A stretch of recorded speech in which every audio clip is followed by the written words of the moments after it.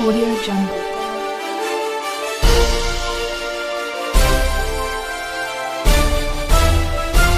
Audio Jungle.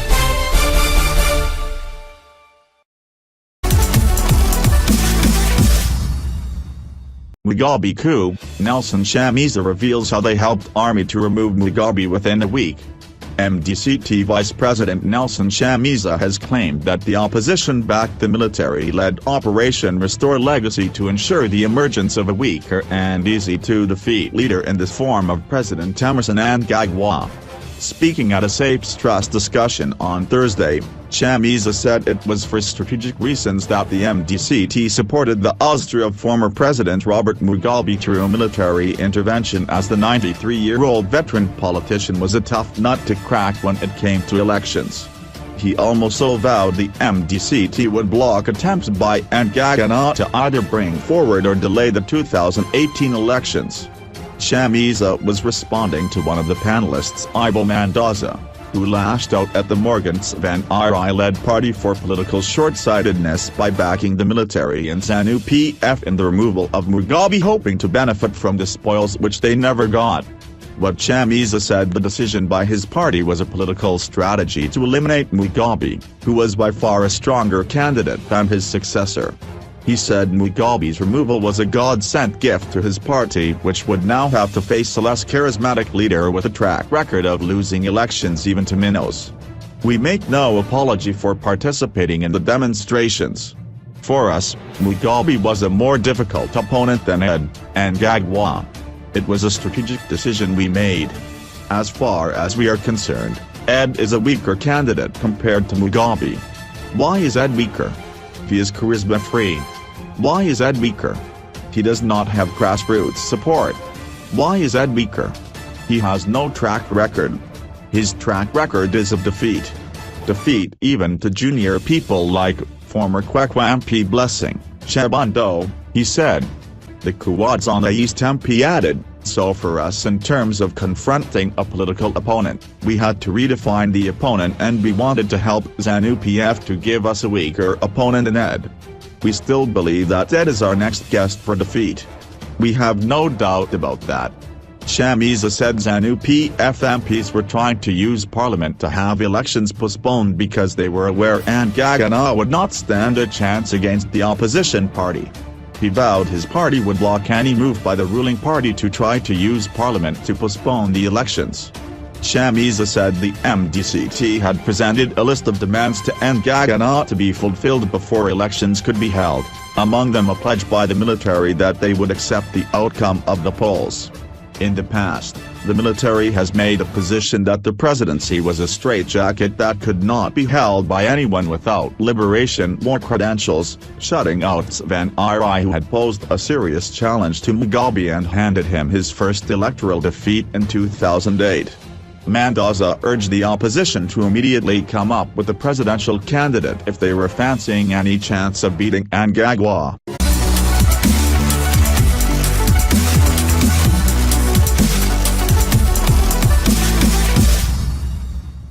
Zimbabwe, no immunity for Mugabe, Mnangagwa.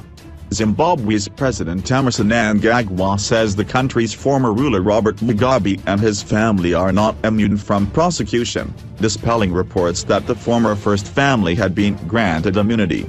Mugabe, who had ruled the southern African nation for 37 years, stepped down from power last November following a de facto military coup. Mnangagwa was speaking on his maiden trip to the World Economic Forum, in Davos, where he also rebuffed reports that government had paid Mugabe a $10 million exit package. "No, we have not given anybody any immunity. What I have promised to my former president and the founding father of our nation, former President Mugabe, is that first we give him a package. A very lucrative package," Mnangagwa said. Mugabe still receives his salary and enjoys benefits such as state-funded security, travel by first class and frequent medical checkups in Singapore. "We are not saying that if anybody commits a crime then their former status will stop the police dealing with that issue. My approach is zero tolerance to corruption, and there are no sacred cows in dealing with that." Since coming into office last November, Mnangagwa has promised to stem corruption with a number of high-profile graft cases involving former ministers and Mugabe's government being hauled before the courts. Mnangagwa said elections would be held earlier than July, insisting that his ZANU-PF party will respect the outcome of the polls.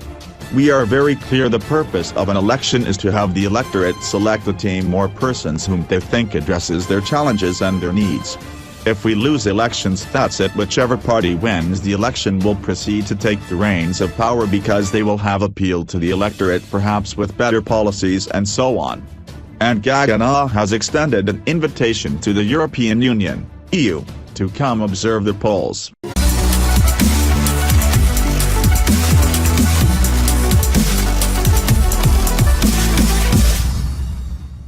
Godmick calls ZIMBABWE Bantu a disgrace to future generations.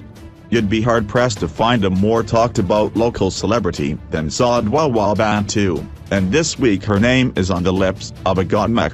Nkosi Malabon became the most recent person to share her disdain for the popular ZIMBABWE.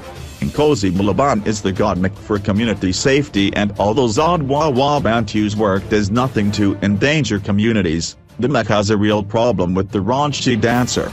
Nkosi Malabon did not sugarcoat her opinion of Bantu's work, describing the dancer as a disgrace to future generations.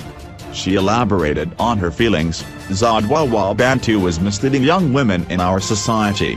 In her presence, one cannot help but be in awe. She has made herself famous for being a panthalus queen, a savannah fanatic, and for cashing an R35,000 an hour for appearances at events." The Mek is the latest public figure to criticize ZIMBABWE's work. Earlier this month, Celeste Ndila dragged the dancer for her decision not to wear underwear, and ZIMBABWE hit back strongly. This time around, however, the KZN-born entertainer decided to respond in much calmer tones. "I am sorry if I offended anyone in the process. I have realized that many people do not like what I do, but this is how I like to live my life. My aim is not to offend anyone but to entertain because I make a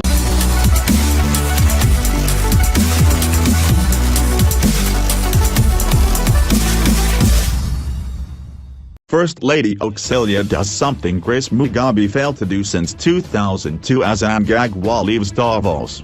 President Emmerson Mnangagwa has left Davos, Switzerland, for Ethiopia, where he will join other heads of state and government for the 30th Africa Union Summit. He is expected back in Zimbabwe in 3 days' time. Acting Secretary for Information, Media and Broadcasting Services Ivan Hogarira said Vice President Constantino Chiwenga would be acting president from yesterday until Mnangagwa returns. Mnangagwa was in Davos, Switzerland, where he met with top business people, including International Monetary Fund boss Christine Lagarde and World Bank Chief Executive Officer Kristalina Georgieva, on the sidelines of the 48th World Economic Forum. First Lady Auxilia Mnangagwa also joined her peers at the Organization of African First Ladies Against HIV and AIDS, OAFLA, in Addis Ababa, a first for Zimbabwe since the philanthropic body was formed in 2002. Former First Lady Grace Mugabe never participated as OAFLA, instead reportedly choosing shopping and globetrotting with her husband on their numerous foreign trips. UNAIDS Country Director Gurmhali on Wednesday hailed the historic step taken by Mrs. Mnangagwa after she expressed commitment to play a strategic national and international advocacy role in ending HIV and AIDS. Mrs. Mnangagwa said she would take her role and partnership with UNAIDS seriously. "We have orphans, child-headed families in our nation caused mostly by HIV and AIDS. Everyone has been affected and, therefore, a response should not only be left to those infected because it's a collective effort," she said. The First Lady, who has over the past 60 days visited several public health institutions, children's homes and prisons, said her aim was to raise more awareness and complement government efforts to end HIV and AIDS. "My role is to effectively use my office to raise awareness for a national response. This position is not for me to have people bowing every time I walk in, but it has to be used for nation building and betterment of other people's lives because it's held in trust," she said.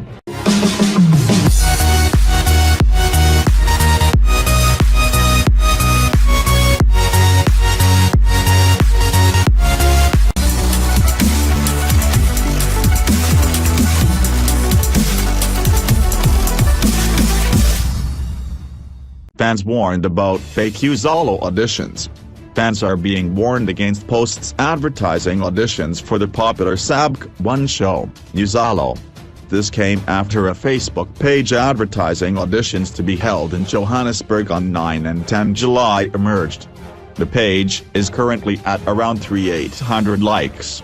It asks for those who want to audition to register by messaging the account with a valid email address.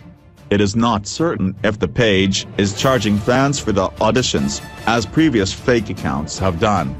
However, the show's producers have confirmed that the auditions are fake. If there were auditions, it would be communicated by them and not a third party. Uzalo is definitely not holding any auditions. Any reports that the production is holding auditions are false, and we urge the public to ignore these announcements, and to look to the official Uzalo Facebook, Twitter and Instagram pages for any announcements about such developments, the show's publicist, Rang Suchwelo said. There was a similar scam last year that asked fans to pay R100 into a private bank account to secure a place to attend an audition at Urban's Moses Mabhida Stadium.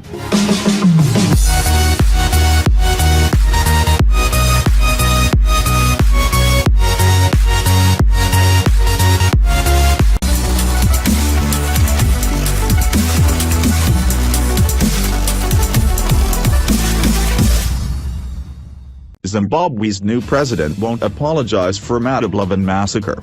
Zimbabwe's new president Emmerson Mnangagwa, although acknowledging that the wrong was committed against the people of ZIMBABWE, he refused to apologize for it. The president was Minister for National Security when the massacres in ZIMBABWE occurred, in which 20,000 people were killed during a security crackdown. President Mnangagwa was interviewed by the BBC during the World Economic Forum summit currently on the go in Davos, Switzerland, was asked about the 1980s massacres. Wherever wrong is committed, the government of the day must apologize, the president said. However, he did not offer an apology. We have put up a commission. That should not stop us from having a better future, he did say. He explained that he had signed a National Healing and Reconciliation Bill into law that would allow communities affected by the massacres to air their grievances. He also, under pressure by the interviewer, did concede to being willing to appear before the commission if asked but denied the reports that 20,000 people were killed as being incorrect.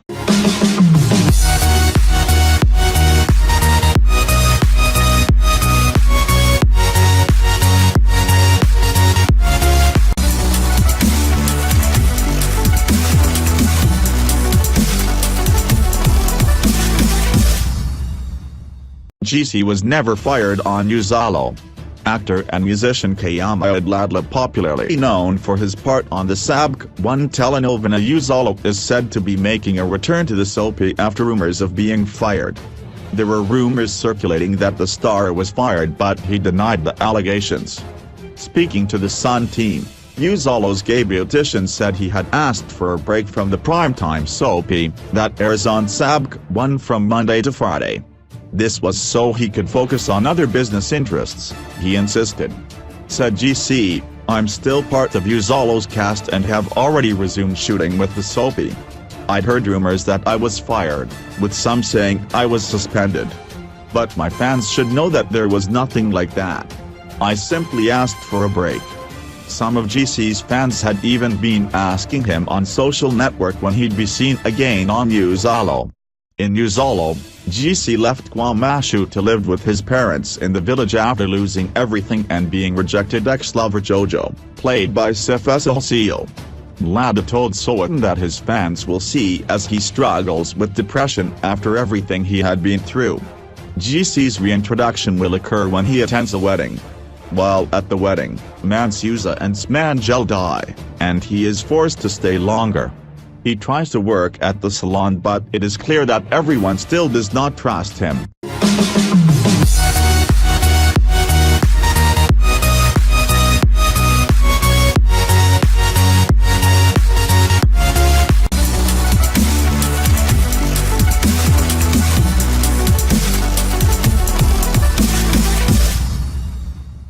latest on ZIMBABWE, who revealed the true father of his week-old son to the public. Controversial businessman ZIMBABWE is in the eye of a storm after sharing pictures of a DNA test to prove the paternity of his week-old son, sparking a public outcry from people who say he publicly shamed his wife Sonia Mazzacanda. Sir Wicknell, as ZIMBABWE likes to call himself, shared the picture on his Facebook and Instagram social media accounts yesterday morning. And the results from the paternity test conducted at DNA Diagnostics Center in Ohio, America, prove that Sir Wicknell is 99.99997% the father of his son, who he named John ZIMBABWE. The paternity test seems to have been ordered by Sir Wicknell after he shared his bundle of joy last week, and some on social media questioned the paternity of his child. While other people were congratulating Sir Wicknell, a number said doubted that he was able to sire a child. Rather than standing with his wife Sonia, Sir Wicknell appears to have buckled under public scrutiny and decided to have a DNA test to prove that he fathered the infant.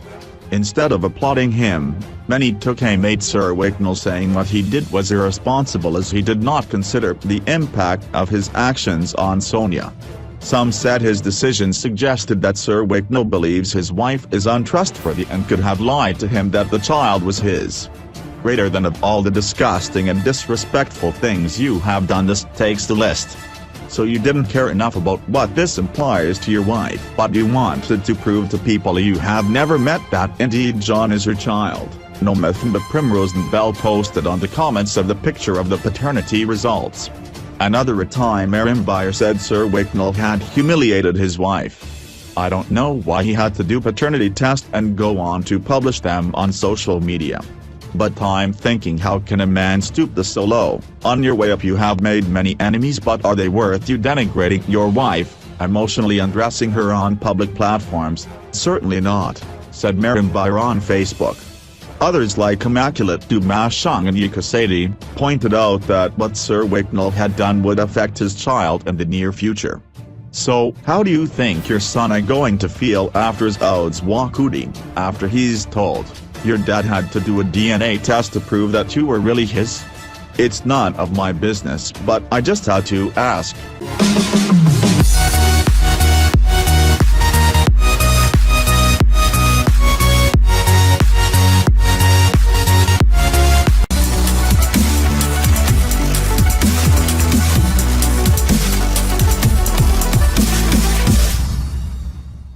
Former President Mugabe ordered to vacate farm. Former President Robert Mugabe's security aides based at Gashungo Holdings, Private, Limited and the Zimbabwe Republic Police, ZRP, support unit have been ordered to vacate Smithfield Farm in Mazau, which the former First family had allegedly grabbed for the expansion of its business interests.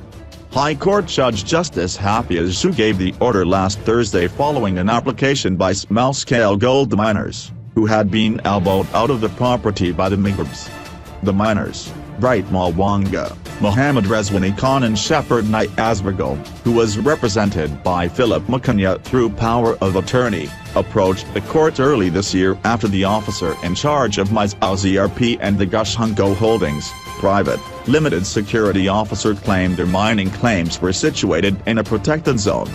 But in his determination, Justice Su said pending determination of the matter, the ZRP officer in charge and the Gashungo Holdings security officer, through their subordinates, should allow the applicants unhindered access to their mining claims, namely Christmas 122, 123, 102 and 103 and Mondo 4, Mondo 3 and Christmas 159. In his founding affidavit, Makanya said in 2013, Nyasvago and his co-applicants were chased and dispossessed of their mining claims by Mugabe's security officer and the police protection unit. The applicants approached the then mining commissioner, Inchiata, over the dispossession of their mining claims, and he responded that Smithfield Farm is not under a protection zone and ordered that the second respondent and other members of the security forces, which had been deployed thereon, should not interfere with applicants' mining operations, Makanya said. though the members of the security forces did not vacate the applicant's mining claims when the mining commissioner ruled that Smithfield Farm does not fall under a protected zone. They then moved out of the farm in November 2017 and the applicants went back to their mining claims and resumed operations. McInnes said, recently, the ZRP and Mugabe's security officer deployed their officers on Smithfield Farm and barred the three men from further carrying out mining operations on their claims. He said the police and the Gashungo Holdings security officer had put up a boom gate at the farm entrance, where they were screening people entering the farm and were not letting in anyone intending to go to the mining claims. The applicants left the mining equipment unguarded, as they were randomly chased from their mining sites and some left or which they had mined, McInnes said. The equipment and ore are being taken, stolen by illegal miners who are sneaking into the farm using undesignated entrances. Thereby the applicants are being prejudiced of their mining ore and their equipment worth thousands of dollars is being vandalized and or stolen.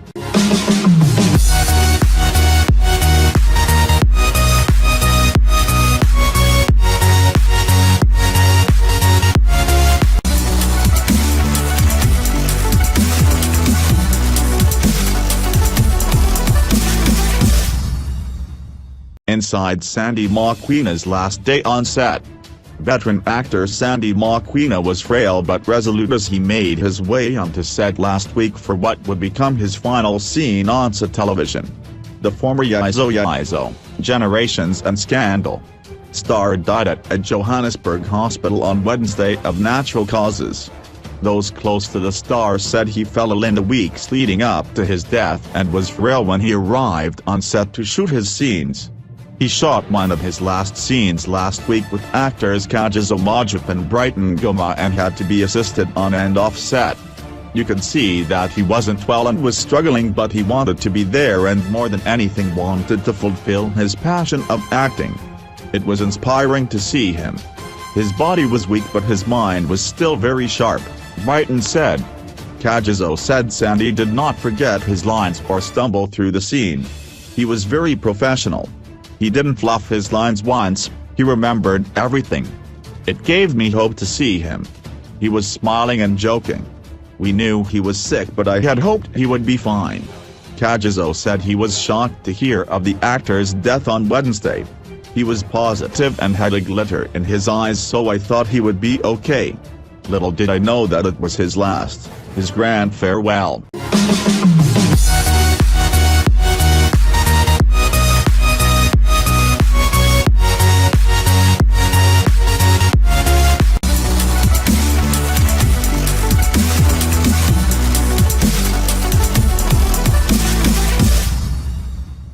Five cool facts about the Thailand viral star Senzi Mataba. Before last week, Senzi Mataba had no Twitter account and no idea that a video she created would go viral, making her popular phrase Thailand manj part of Mzansi's vocabulary. Senzi has since become a viral star after a side-splitting video dominated social media platforms for days. The viral star told She's Alive that when she made the video she was trying to chase the January blues away by making her friends laugh, and never anticipated that it would become such a big deal. In the video, the young woman, who appears to have been caught off guard, wants to find out why she was being recorded and blurts out, Thailand manj? Why are you filming me? However, the direct translation of the word means, why are you doing me? Speaking to Metro FM, Senzi said her life has changed drastically because more people now recognize her face. She explained that the next step was to make herself available for appearances at events. People give me so much attention. But the people I work with already knew that I am funny. When people book me, it will be to get the story behind who I am and for me to come say I'm Thailand manj. Here are 5 cool facts about the internet sensation. 1. She's 24 years old too. She's a qualified nurse, who works in Durban 3. She only created a Twitter account after her video went viral for. Senzi always knew she was destined for fame and all it took was a 13-second video to cement her belief. 5. She's originally from Impangeni.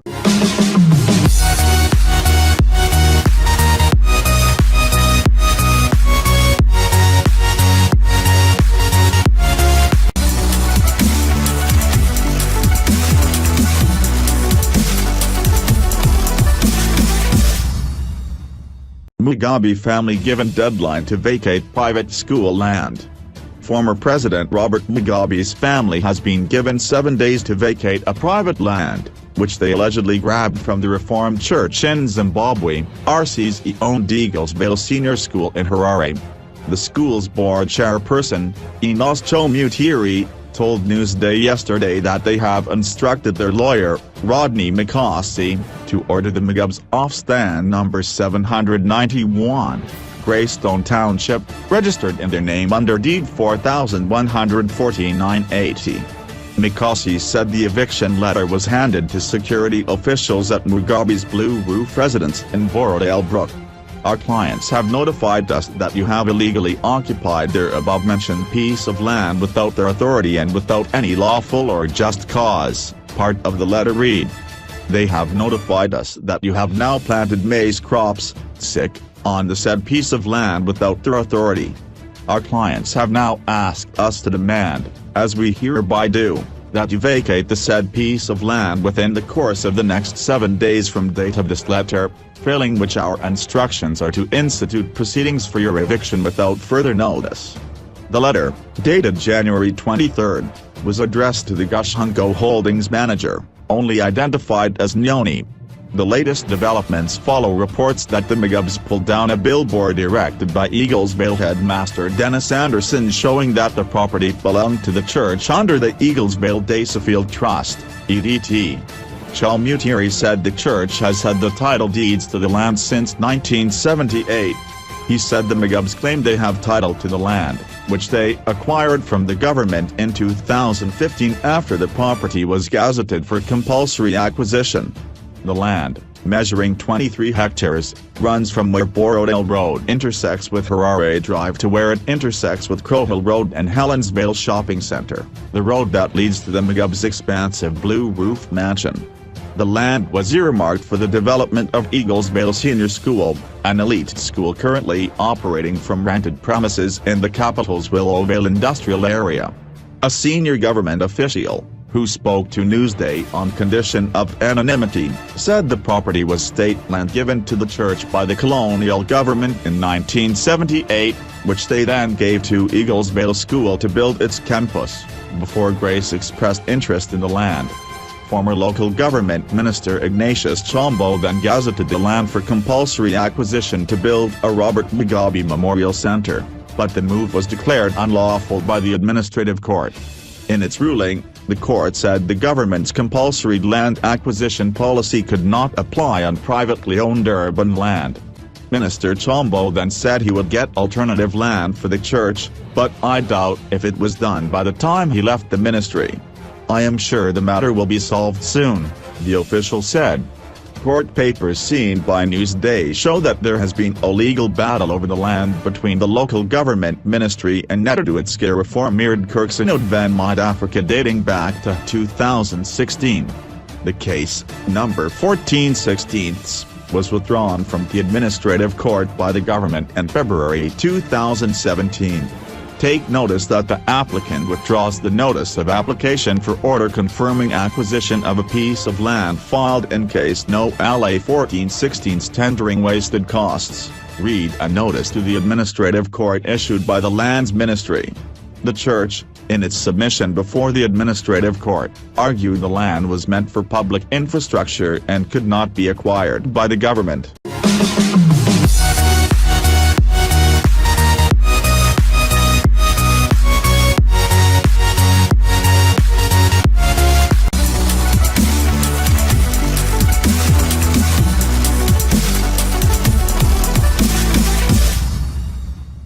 Mugabe supercars in Botswana crash, police.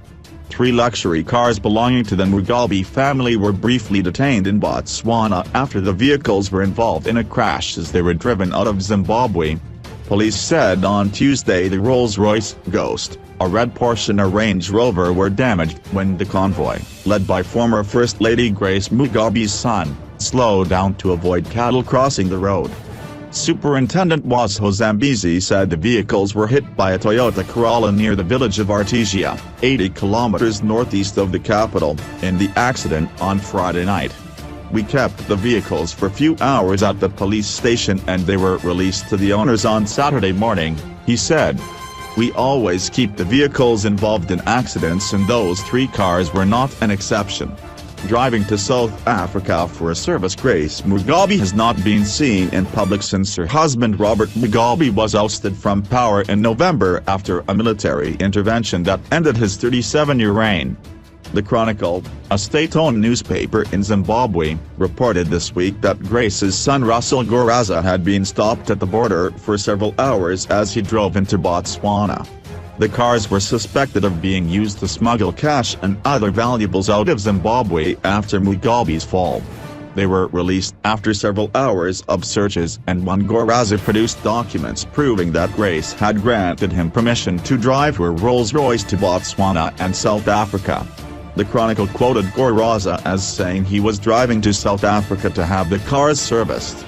Goraza is Grace's son from her first marriage.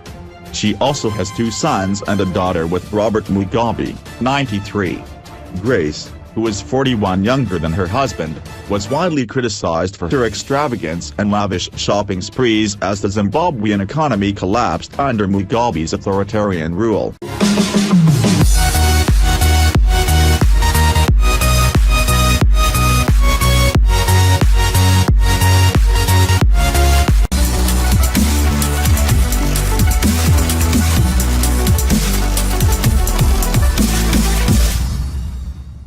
Son buries his father with R100,000 cash. A loving son has given his deceased father a final send-off in a coffin filled with $7,630. According to coconuts.co, the funeral was held on January 16, 2000.